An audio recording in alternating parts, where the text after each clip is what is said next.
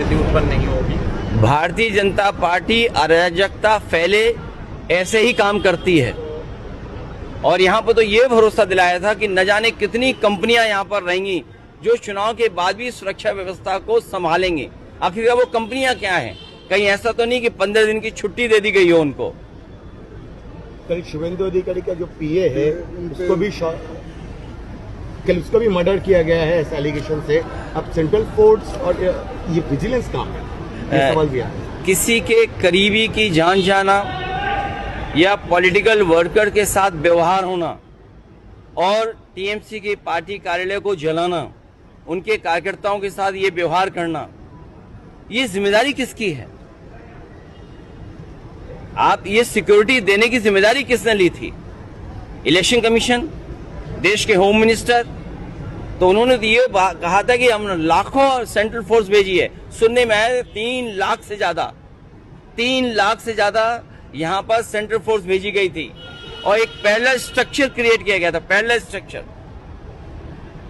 और उसमें बड़ी संख्या में यूपी के भी लोग थे, यूपी के लोग थे बड़ी संख्या में।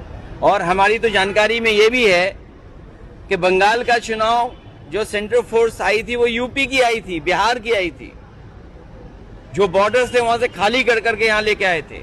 जब यूपी में चुनाव होगा तो बंगाल की फोर्स, आसाम की फोर्स, नागालैंड की फोर्स, अरुणाचल की फोर्स जाएगी।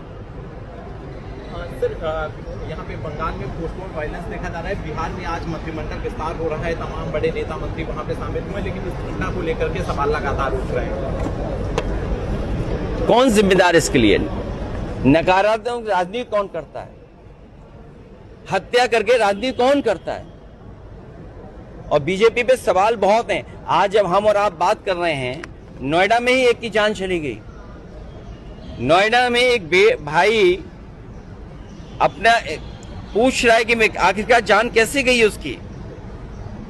सोचिए, भाई की जान ले ली गई। कौन है जिम्मेदार उसके लिए? कौन है जिम्मेदार उसके लिए? आप तो यूपी से आए हो। नोएडा में अभी एक भाई की हत्या कर दी गई, कल गाजियाबाद में बैंक डकैती हो गई। कौन है जिम्मेदार उसके लिए? लेकिन लोकतंत्र को इतना लूटा किसी की सरकार में नहीं गया। ये पहली बार दिखाई दे रहा है कि Bharatiya Janata party, election commission दोनों मिलकर के काम कर रहे हो। चाहे एसआईआर किया हो, चाहे एसआईआर के बहाने जो टारगेटेड वोट काटे गए हों।